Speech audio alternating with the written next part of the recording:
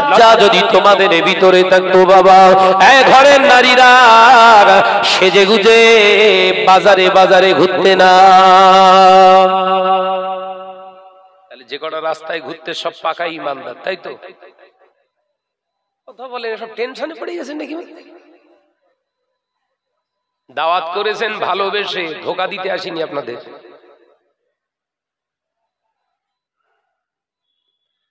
আলেমের ওয়াজ হবে সমাজ দেখে।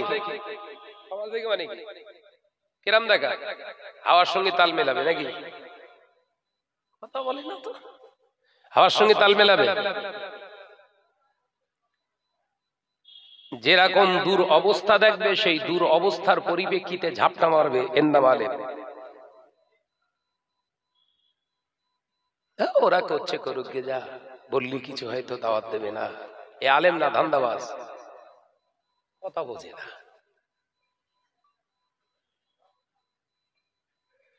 ও যুবকেরা, ছেলেরা, বাচ্চারা, মুরব্বিয়ারে ঘরেরা, আলোচনা বুঝুন। আল্লাহ নবী তো যারে বাদশাহ হাবিবুল্লাহ গে, নবী জনাবে মুহাম্মদুর রাসূলুল্লাহ গে সাল্লাল্লাহু আলাইহি ওয়াসাল্লাম পাক জবানে জানালেন, ও আমার সাহাবীরা, আমি নবী জানিয়ে দিলাম এমন একটা দিন আসবে, সময় আসবে, যেদিন দেখতে পাওয়া যাবে আমার উম্মত উম্মতিরা, আমার উম্মত উম্মতিরা সমাজের বুকে নিজেদেরকে মুসলমান পরিচয় দেবে, পৃথিবীর জমিনে মুসলমান বলে পরিচয় দেবে। ও আমার সাহাবারা, শুনে রেখে দাও, জেনে রেখে দাও, টুপি পরবে, তারা টুপি পরবে, মুখে দাড়ি রাখবে, আমি নবীর থেকে দামি দামি লেবাস তারা পরিধান করবে, মসজিদে যে নামাজ আদায় করবে।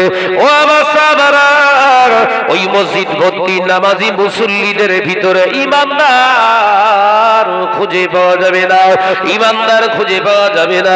মসজিদ ভর্তি মুসল্লি দেখতে পাওয়া যাবে, ইমানদার খুঁজে পাওয়া যাবে না। নামাজ পড়তে গেছে কারা? তারা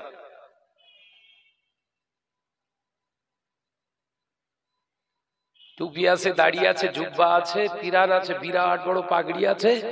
বিশ্বনবী বললেন সাহাবীদের ভিতরে ঈমান নেই। নামাজ পড়ছে কারা? আমাদের অবস্থাটা অনেকটা ওই রকমের দিকে যাচ্ছে না তো?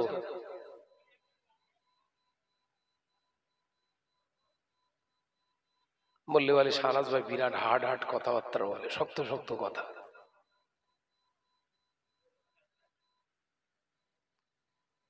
বাবা, তোমার টুপি, তোমার দাড়ি, তোমার জুব্বা যদি অন্যায় রাহাজানি থেকে নিজের জীবনকে সংযত না করাতে পারে, ঘটাতে পারে, তো ওর মর্যাদা তোমার কাছে যখন রইল না, আল্লাহর কাছে তোমার মর্যাদা কিসে?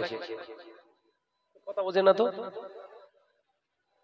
তোমার নামাজ পড়ার পরেও দৌড় ঠেলতে মন চায়, তোমার নামাজ পড়ার পরেও সুদ খেতে মন চায়, তোমার নামাজ পড়ার পরেও জিনা ব্যভিচারে মন চায়, তোমার নামাজ পড়ার পরেও মিথ্যাতে মন চায়, তোমার নামাজ আদায় করার পরেও পরের সম্পত্তি ভাগরা করার মন চায়, তোমার নামাজ পড়ার পরেও পৃথিবীর জমিনে বিনা কারণে মানুষকে তহমত দেওয়া মন চায়। তোমার ভেতরে ঈমান কোথায়? ঈমানদারের লক্ষণ কি জানো? বিরাট এলেম হাসিল করেছো, বিরাট এলেমদার ধরে নিলাম, বিরাট অর্জন করেছো, এই কাজগুলো তোমার ভিতরে বিদ্যমান, এক কানা করিও তোমার যে এলেম আল্লাহর কাছে কোনো মূল্য নেই। তুমি যতটুকু হাসিল করেছিলে এক লাইন এলেম, ওই এলমের ভিতরে যদি নিজের জীবনটাকে তৈরি করতে, আল্লাহর কাছে ওই এক লাইনের এলেমের মূল্যটা তোমার কাছে নয়, আল্লাহর কাছে ছিল হাজার লাইনের থেকে উত্তম। একবার জোরে বলো, একবার জোরে হবে না? তুমি হাজার লাইন অর্জন করলে, এক লাইনের জীবন তৈরি করলেন না, ওর ঠিকানা তো জাহান্নাম হবেই। মুসলিম সমাজ আজকে সমাজের বুকে এই অস্থিরতা তৈরি হচ্ছে এক শ্রেণীর এরকম লেকচারের দ্বারা। জাহির করছে আমি বিরাট বড় এলেমদার, বিশাল কিছু করেছি, কিন্তু সমাজে দৃষ্টি নিক্ষেপ করলে, সমাজের দিকে দৃষ্টি নিবদ্ধ করলে দেখা যায় অস্থিরতা, উচ্ছৃঙ্খল এবং হারামে জর্জরিত, অথচ এই আলেমের কোনো প্রতিবাদ নেই। আমল হয়েছে।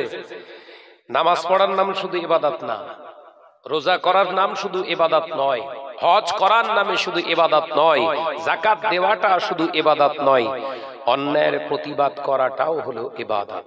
একবার জোরে বলুন, এটা আল্লাহর হুকুম। হারাম থেকে নিজেকে পরহেজ রাখা, এটা আল্লাহর হুকুম। তাহলে তো নামাজ পড়ে আবার মদ খেত, কথা বলছেন না কেন? নামাজ পড়াটা আল্লাহর হুকুম, হারাম থেকে নিজেকে বাঁচিয়ে রাখা এটা হচ্ছে আল্লাহর হুকুম। আমরা তো চালাচ্ছি সব এক ধাতে। অন্যায়ের প্রতিবাদ করতে গেলে এই সোনাকুর গ্রামে শাহনাজারের দাওয়াত হবে না, ওই টেনশনে পড়ে রইলু। দরকার নেই, কিচ্ছু বলার দরকার নেই। পেলেন খড়গাদা বিচুলির গাদার পাশ দিয়ে গা ঘষতে ঘষতে বেরিয়ে গেল, সবার কাছে প্রিয় হয়ে গেল। বিশ্ব নবী সরকারে দু আলম, তিনি সকলের কাছে প্রিয় হতে পারলো না, তুই হলি কি করে? কথা বলছেন না? সবার কাছে প্রিয় ছিল, নিজের চাচা ছিল এক নম্বরের কাতারের দুশ্মন। নিজের চাচাদয় বিশ্বনবীর প্রথম শত্রুর সারির লাইনে তারা এট ফার্স্ট। তুমি যাচ্ছ কোথায়? ও নজরেরা, যুবকেরা, ছেলেরা, বাচ্চারা, পর্দানাশীরা, মনেরা, আলোচনা বধু আল্লাহ নবী দো জানে বাদশাহ হাবিবুল্লাহ নবী জনাবে মুহাম্মদুর রাসূলুল্লাহ সাল্লাল্লাহু আলাইহি ওয়াসাল্লাম পাক জবানে জানিয়ে দেন, ও আমার সাহাবীরা শুনে রেখে দাও, জেনে রেখে দাও, এর মূল কারণ হয়ে যাবে মুসলমান নামাজ পড়বে, রোজা করবে, হজ করবে, যাকাত দেবে, ভালো ভালো লেবাস পরবে, দাড়ি রাখবে, টুপি মাথায় দেবে, বড় বড় মসজিদ বানাবে, মুসলমান কাতার ভর্তি মুসল্লি দেখতে পাওয়া যাবে, ইমানদার খুঁজে পাওয়া যাবে না। এর কারণ নাম্বার ওয়ান, এক নাম্বার কারণ হলো মুসলমান সুদখোর হয়ে যাবে, সুদের টাকায় ব্যবসা করবে, সুদ নিয়ে টাকা দিবে, টাকাতে সুদ আদায় করবে, কিংবা সুদে টাকা তুলে ঘর বানাবে, বাড়ি তৈরি করবে, বিরাট অ্যাসেট বানাবে। ও আমার সাহাবারা, সুদখোর যারা হয়, সুদ দেনেওয়ালা যারা হয়, এদের 70টা নিকৃষ্টতম গুনাহ লেখা হয়। 1 টাকা সুদ খাওয়ার বিনিময়ে ওই মুসলমানটা নামায়ে আমলে 70টা কাবিরা নিকৃষ্টতম গুনাহ লেখা হয়। একটার ভিতর থেকে সর্বনিম্ন ছোট গুনাহগুলো নিজের গর্ভধারিণী মা, জনম দুঃখিনী মায়ের সঙ্গে 36 বার জিনা করলে যে গুনাহ হয়, সুদখোরের নামায়ে আমলে, সুদ দেনেওয়ালার নামায়ে আমলে তার থেকে বেশি গুনাহ লেখা হয়। জোরে বলুন নাউজুবিল্লাহ, আর একটু জোরে বলুন নাউজুবিল্লাহ। মুসলমান, সুদের সাইড এফেক্ট হলো, সুদ কোনো ব্যক্তি যদি খায়, এই 1 টাকা সুদ খাওয়ার বিনিময়ে সুদ দেনেওয়ালা ব্যক্তির হৃদয় থেকে প্রথম নাম্বার যেটা উঠে যায় খাউফিল্লাহ, আল্লাহর ভয়। সুদ দেনেওয়ালা, সুদ খানেওয়ালা মুসলমানের ভিতর থেকে আল্লাহর ভয়টা শেষ হয়ে যায়। সুদ যারা খায় এবং দেয়, এ দুজনা ব্যক্তি না বলো? চোর যে চুরি করে আর চুরি করা যে দেখে, এরা দুজন না বলো? রাসূলুল্লাহ বললেন এরা সমান অপরাধের অপরাধী, এরা দুজনাই হচ্ছে এক। আমি কথা বোঝাতে পারছি না আপনাদের? হ্যাঁ, তাহলে সুদ দেনেওয়ালা আর খানেওয়ালা আলাদা না, দুজনাই এক। চোর চুরি করনেওয়ালা আর দেখনেওয়ালা দুজন না বলো? দুজনাই একজন। এলাকায় সুদের কারবার বেড়েছে না কমেছে? মসজিদ বেড়েছে না বাড়েনি? মাদ্রাসা, মৌলী সাহেব, হুজুর সাহেব পীর হওয়ার জন্য ছটফটানি।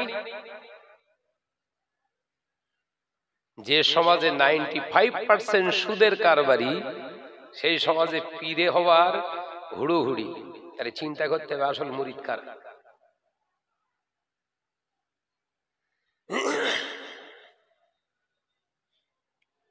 যে সমাজে 95% সুদের আওতাভুক্ত হয়ে গেছে, ওই সমাজে পীর হওয়ার জন্য যে দৌড়ি পাকাচ্ছে, যে বলি সাহেব জানতে হবে আসল মুরিদ ওর কার,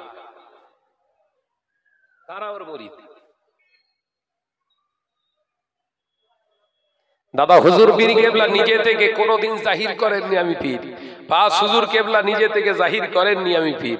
বশের আল্লামা হুজুর রহমাতুল্লাহ আলাইহি নিজে থেকে জাহির করেননি আমি পীর।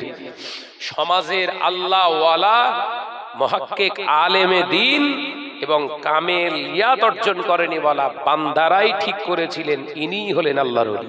একবার জোরে বলুন, একবার জোরে হবে না? এখন ফেসবুক ঘাটুন, এখন টুইটার বা হোয়াটসঅ্যাপ ঘাটুন, যে আলেমটা বক্তাটার পীরের তকমা দেয়া হচ্ছে, ওর যারা ভক্ত অধিকাংশ সব বেনামাজি। মজা তো এখানেই পাওয়া যাচ্ছে। কথা বুঝাচ্ছেন না?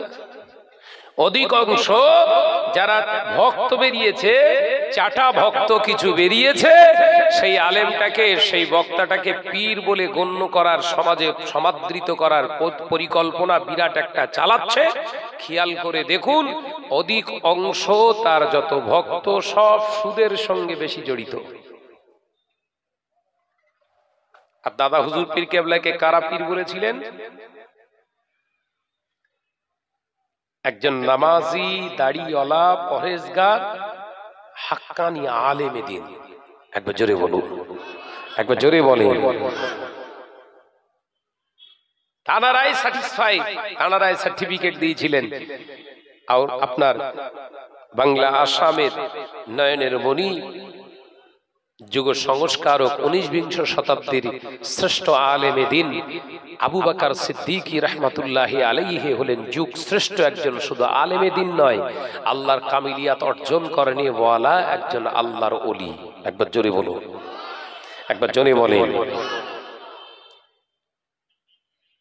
একটা দুটো আলেম নয়, সেই সমকালীন বাংলাদেশ, এপার বাংলা ওপার বাংলায় প্রায় 30,000 প্লাস আলেম তানারকে সার্টিফিকেট দিয়েছিলেন, স্যাটিসফাই হয়েছিলেন, ইনি হচ্ছেন যুগ সংস্কারক। একবার জোরে বলুন। আর আমাদের কারা বলছে?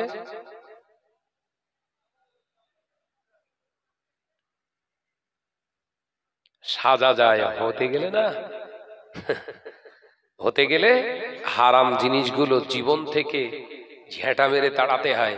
কিন্তু হারাম জিনিসগুলো তো আমাদের জীবন সঙ্গী বানিয়ে রেখেছি, তারপরেও যদি দাবি করি, এটা জাতিকে ধোঁকা দেয়া ছাড়া অন্য কিছু নয়।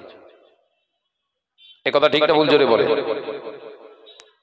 ভাই বসতে হবে, সোনার মানিকরা এসে বসেন, বেরিয়ে আসেন। শুনতে পাচ্ছেন না? আপনাদের বলছি, এসে বসতে হবে বাবা। ও নজরেরা, যুবকেরা, ছেলেরা, বাচ্চারা, পর্দা নাসিনা মা বোনেরা, আলোচনা বুঝু। আল্লাহ নবী তো জানে বাদশাহ হাবিবুল্লাহকে, নবী জনাবে মুহাম্মদুর রাসূলুল্লাহকে সাল্লাল্লাহু আলাইহি ওয়াসাল্লাম নবী আমার পাক জবানে জানালেন, এক নাম্বার সুদ খেলে মুসলমানের ভিতর থেকে ঈমান চলে যায়। ওই ঈমানটা হলো খাউফিল্লাহ, আল্লাহকে ভয় করা, চলে ভয় করা, এটাও হলো ঈমানি দায়িত্ব। আল্লাহকে ভয় করুন। কিভাবে ভয় করবে? আল্লাহ পাক নিজে জানালেন, প্রথম ঈমানের জায়গা তুই তৈরি কর, আমি আল্লাহ পৃথিবীর কোন নেতাদের মতো নয়, পৃথিবীর কোন মন্ত্রীদের মতো নয়, পৃথিবীর কোন ব্যারিস্টারের মতো নয়, পৃথিবীর কোন বিচারকের মতো নয়, পৃথিবীর কোন মেম্বার প্রধানদের মতো আমি আল্লাহ নয়। আমি আল্লাহ হলাম আল্লাহু লা ইলাহা ইল্লা হুয়াল হাইয়ুল কাইয়্যুম। আমি আল্লাহ পাক তোদের সেই আল্লাহ যে আমি আল্লাহ আগে ছিলাম, আমি আল্লাহ সে আছি, আগামীতে আমি আল্লাহ সেই আল্লাহ থাকবো। আরেক জোরে বলুন না সুবহানাল্লাহ। আমি আল্লাহ তোদের আল্লাহ, সেই আল্লাহ 5 বছর থেকে আবার চেঞ্জ হয়ে যাবে না।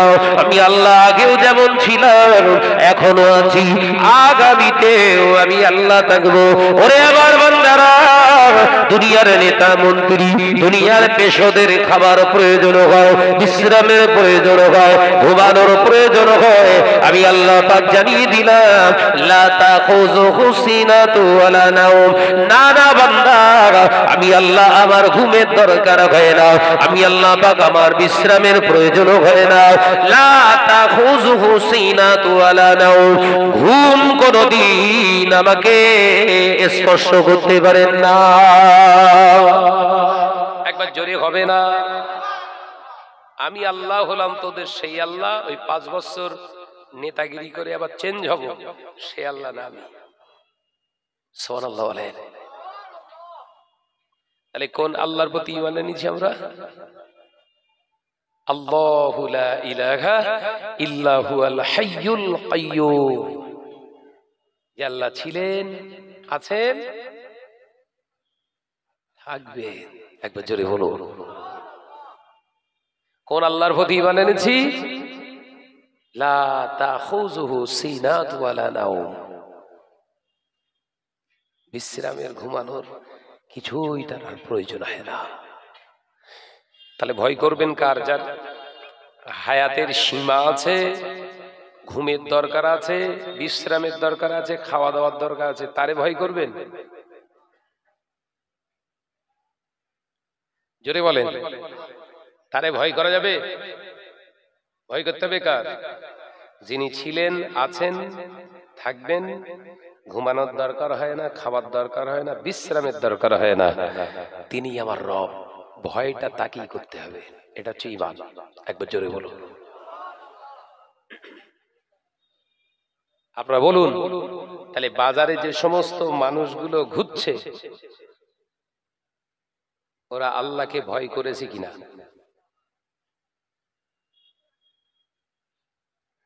ভয় করেছে? আরেকটা গিয়ে চলে।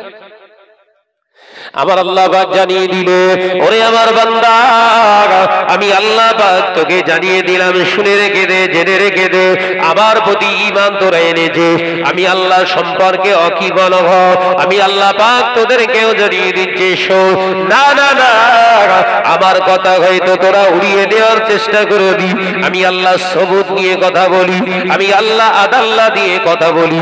আমি আল্লাহ এই আদাল্লাহ তৈরি করার জন্য তোর গোটা জীবনের লাইফ হিস্ট্রিকে সংরক্ষিত করার জন্য আমি আল্লাহ পাক আমার ফেরেশতা নিযুক্ত করেছি। কিরামান কাতিবিনা ইয়ালামুনা মা তাফআলুন। ওরে আমার বান্দারে, আমি তোর দুই ধারে ফেরেশতা রেখে দিয়েছি। তুই কোথায় যাস, কেন যাস, কি করিস, কি খাস আর কি দেখিস, সব নোটেট করে রাখার জন্য। একবার জোরে বলুন না। ধোঁকা দেয়া যাবে? আগে ছিলাম সুদখোর, বিরাট টাকা পয়সা সুদে খাটিয়ে ফুলে ফেপে এখন বিরাট গাড়ি বাড়ি, বিরাট অট্টালিকা বগর বানিয়ে ফেলেছে। হঠাৎ মন গেল হজ করে চলে এলাম। সুদখোর নাম ছিল আজ থেকে 5 বছর আগে, কিন্তু হজ করে আসার পর থেকে আমাকে আর সুদখোর বলে কেউ ডাকে না। আমার নাম এখন হাজি। এই যে পৃষ্ঠাতে লিখে ফেলেছে ফেরেশতারা, এটা উঠেছে বলে মনে হয়? করেছিলাম 5 বছর আগে সুদের ব্যবসা, সেই টাকার লভ্যাংশ দিয়ে গাড়ি বাড়ি টাকা পয়সা বিশাল অ্যাসেট বানিয়ে এখন মনে গেছে একটু হজ করে চলে আসি। হজ করে চলে এসছি, আসার পরে লোক আর সুদখোর বলছে না, কি বলছে? আজি সাহেব, এই যে টাকার ব্যবসা করে হারামের দ্বারস্থ হয়ে যে বড় হয়েছি, ওই হারাম করে নামটা উঠেছে। হজ কার জন্য ফরজ? অসুবিধা হচ্ছে না বাবা? একটু ভালো করে মাখিয়ে রেখে যায়, যেন জীবনে কোনোদিন সারা শব্দ না আনে মুখে। 5 বছর আগে যে সুদের ব্যবসা করে যতটুকু অর্থ কামাই করেছি, সেই কামাইয়ের টাকা নিয়ে তো আমি হজে গেছি। এর জন্য হজ ফরজ না বলো? কোন হারাম খোরের জন্য হারামের টাকা নিয়ে হজ করা সম্পূর্ণ শরিয়াতে নাজায়েজ। হালাল অর্থ উপার্জন করে হালাল মাল থেকে যাতায়াতের খরপোশের জোগাড় করা, আপনার কাছে অর্থ আছে, আপনার জন্য হজ ফরজ। একবার জোরে বলুন। তাহলে শরিয়াতের মানদণ্ডের জায়গা থেকে বোঝা গেল হালাল মালদারের জন্য হজ ফরজ। সুবহানাল্লাহ বলেন।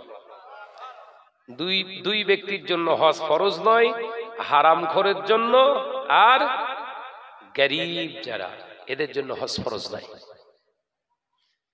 5 বছর আগে আমার ফেরেশতা লিখে রেখেছিল কি? সুদখোর। আর মানুষের লোক কি বলছে, দুনিয়ার মানুষ কি বলছে? হাজি। আর আমি তো পুরো ফুলে ফেপে ঢোল, হাজি। একবারও কি চিন্তা করেছিলাম, আত্মসমীক্ষা করেছিলাম, সুদখোরের জন্য তওবা কি? তওবা না করে হজে যাওয়া যাবে? বলে হুজুর তওবা করিস তো? হজে যাওয়ার 40 দিন আগে থেকে প্রচুর তওবা করিস। 40 দিন আগে থেকে প্রচুর তওবা করেছি, প্রত্যেক দিন কমপক্ষে 500 বার করে তওবা করেছি হুজুর। তাহলে অসুবিধে কোথায়? আপনি জানেন সুদখোরের জন্য কি তওবা? নরমালিটি এ তওবা সুদখোরের জন্য না। আস্তাগফিরুল্লাহ রাব্বি মিন কুল্লি জামবি ওয়া আতুবু ইলাইহি, এ তওবা সুদখোরের শুধু না। এ সুদখোরের তওবা কি? ওই যতটুকু গাড়ি বাড়ি অ্যাসেট বানিয়েছেন সব ত্যাগ করতে হবে। কি জ্বালা বলেন, সব বুঝতে পারে না। সুদখোরের তওবা কোনটা? এই 5 বছর ধরে যা ইনকাম করেছি সুদের উপরে ডিফেন্ড করে, যা কিছু আয় রোজগার, যা কিছু অ্যাসেট বানিয়েছি, সব নিঃস্বার্থে বিলিয়ে দিতে হবে। দিয়ে শুধু বডিটা নিয়ে আল্লাহর কাছে কাঁদতে হবে, আল্লাহ তুমি আমাকে মাফ করে দাও, আমি জীবনের ওই সম্পদের দিকে তাকাবো না। এটা হলো সুদখোরের তওবা। একবার জোরে বলো। তাহলে রে হাজি নাম হয়েছে কি করে?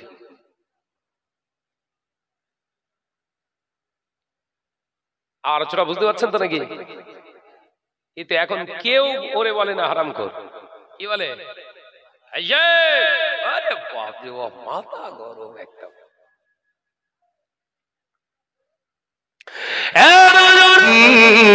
তাকে জাহান্নামের আগুন থেকে বাঁচাও, ওয়া আহলিকুম নার। এরপরে আমি আল্লাহ তোমাদের সংমিশ্রণে যে সন্তান দিয়েছি, তোমার ছেলে অথবা তোমার মেয়ে, তাদেরকে জাহান্নামের আগুন থেকে বাঁচাও, ওয়া আহলিকুম নার। এরপরে তোমার দায়িত্ব শেষ হলো না, আমি আল্লাহ পাক জানিয়ে দিলাম তোমার আব্বা আম্মাকে জাহান্নামের রাস্তা থেকে বাঁচাও, ওয়া আহলিকুম নার। আমি আল্লাহ পাক তোমাকে জানিয়ে দিচ্ছি, ওরে আমার নামাজি বান্দারা, শুনে রেখে দাও, জেনে রেখে দাও, একা নামাজ আদায় করো না। তোমার প্রতিবেশী যদি কেউ বেনামাজি হয়, তাদেরকে নামাজের জন্য, শরিয়তের জন্য, জান্নাতে যাবার জন্য দাওয়াত দাও। আমি আল্লাহ, তুমি ঈমানদার, তোমার উপরে এই দায়িত্বটা দিলাম। একবার জোরে বলবেন না? তাহলে একা নামাজি হয়ে, মুসল্লি হয়ে নাজাত পাওয়ার রাস্তা আছে কি? কেন উঠে নিষেধ করেছি বুঝতে পেরেছেন? মনে করছিলেন শাহনাজ ভাই তৈরি করে বলছে নাকি?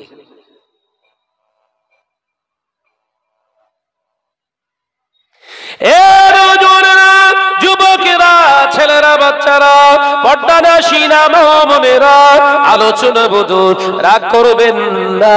আমি আপনাদের ভাইয়ের মতো অথবা সন্তানের মতো বলে যায়।